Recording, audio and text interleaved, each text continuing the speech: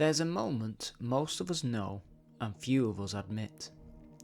The plans get cancelled, the house goes quiet, the evening opens up with nothing in it. And something inside you tightens. You reach for the phone, put something on in the background, fill the silence with anything, because the silence feels like less peace and more like a verdict. You are alone. We treat being alone as a problem to be solved, an empty space to be filled, almost an emergency. And today, I want to make the opposite case. Being alone, done well, is one of the great skills of a good life. Not as punishment, not a failure, a skill. And like any skill, most of us were simply never taught it. Let me start by splitting apart two words we constantly confuse, because the whole thing hinges on this. Alone is a fact, lonely is a feeling. Alone describes the room, no one else is in it. Lonely is something else entirely. It is the ache of a disconnection, of wanting closeness you do not have. And here is the proof they are different. You can be lonely in a marriage. You can be lonely at a party, surrounded by people, performing, enjoyment, and feeling like a ghost. And you can be completely alone on a quiet morning and feel utterly at peace. The presence of people does not cure loneliness, and their absence does not cause it, which means the problem was never the empty room. The problem is what we bring into it. Because here is what the tightening is often about. Alone, there is no distraction from your own mind, no audience to perform for, no noise to drown the inner monologue, nothing between you and whatever you have been avoiding. Pascal said that all of humanity's problems come from our inability to sit quietly in a room alone. Whether or not that is the whole truth, it points at something real. The discomfort of solitude is often the discomfort of unfiltered contact with yourself, which is exactly why it matters. The person who cannot be alone is not avoiding empty rooms. They are avoiding themselves, and that has a cost, which compounds quietly over a whole life.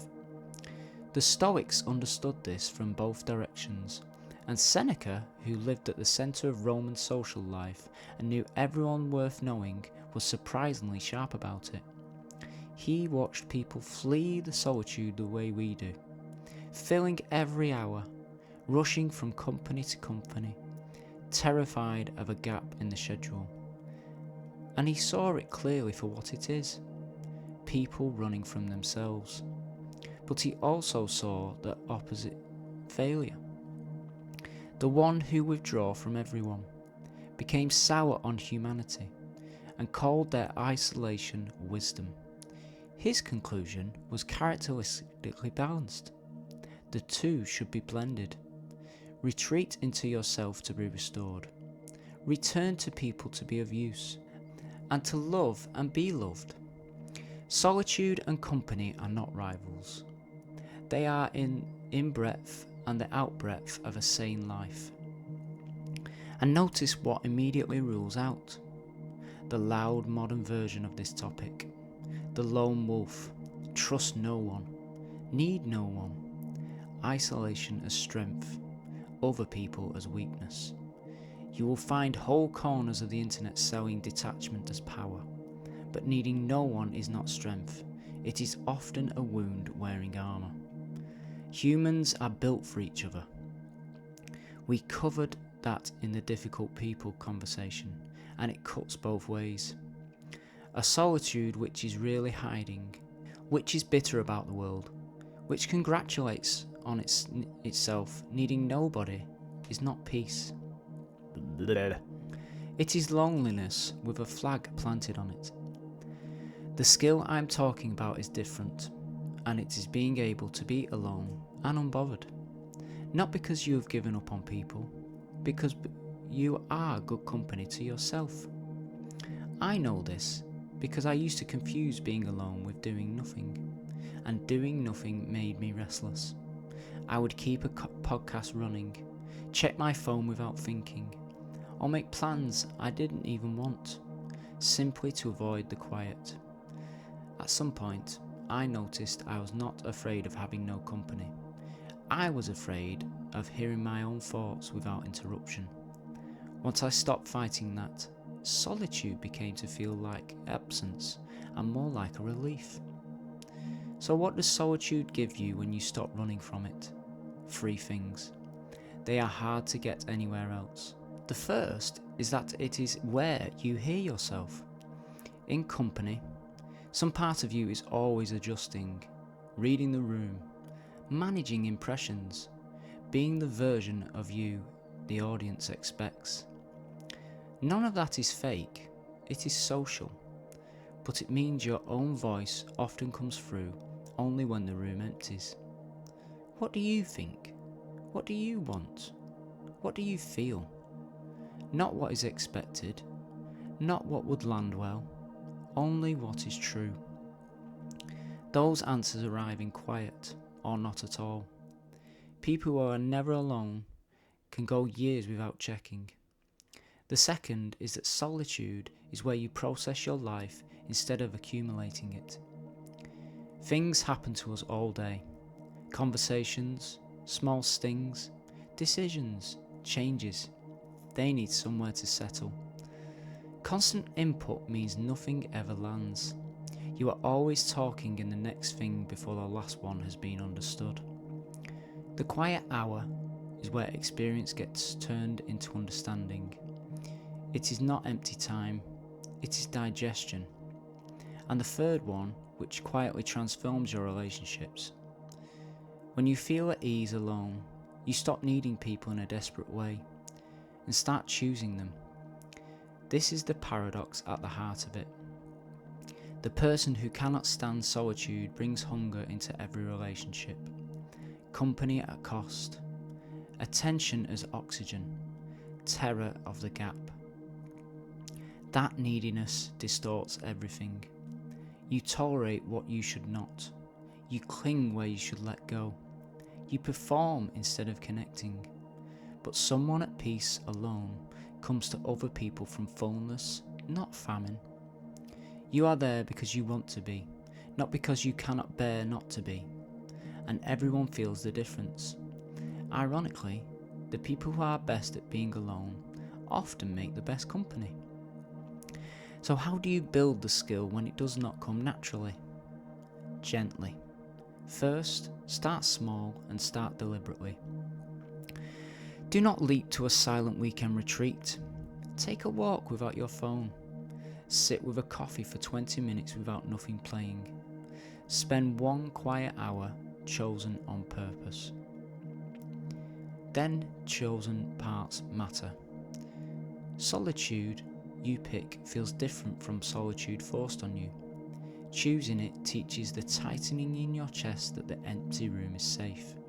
Second, when the discomfort comes, and early on it will, do not treat it as proof you are doing it wrong. It is withdrawal. You are used to constant input, and the absence itches. The same way silence rings around your loud music. Sit through a little of it. It often passes faster than you expect. And what it is often underneath, it is quieter than you feared. Third, give your solitude a gentle shape. Empty time with no form tends to collapse into scrolling, which is being alone without solitude, the worst of both. Take a walk, write in a notebook, have a bath, cook something slowly, tend to something. This is not about productivity. It is enough structure to keep you present and the phone out of reach. The point is not to fill the time, it is to inhabit it. For me, solitude often looks ordinary. It is an early walk without headphones, or half an hour with coffee before the day starts, asking things from me. Nothing dramatic happens. I feel my mind settle. I return with a clearer sense of what matters, what does not, and what I have been carrying without noticing. And fourth, keep the blend. This is Seneca's balance, and it is to safeguard against solitude curdling into hiding. If you notice you are avoiding people rather than enjoying a quiet cancelling because your being around anyone feels like too much, or telling yourself you prefer isolation when you are only relieved, that is not the skill, that is retreat. The measure of healthy solitude is simple. It should send you back to people warmer, steadier, and more yourself. In breath, out breath. If you have stopped breathing out, something is wrong. Here is where it lands.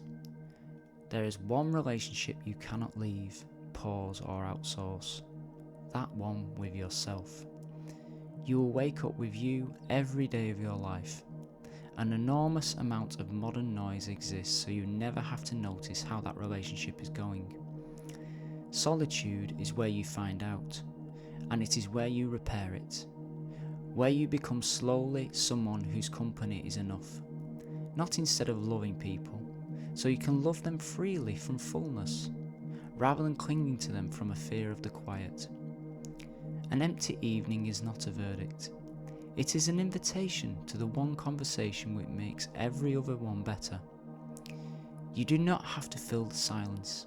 You can be in it and find, perhaps to your surprise, that it was never empty at all.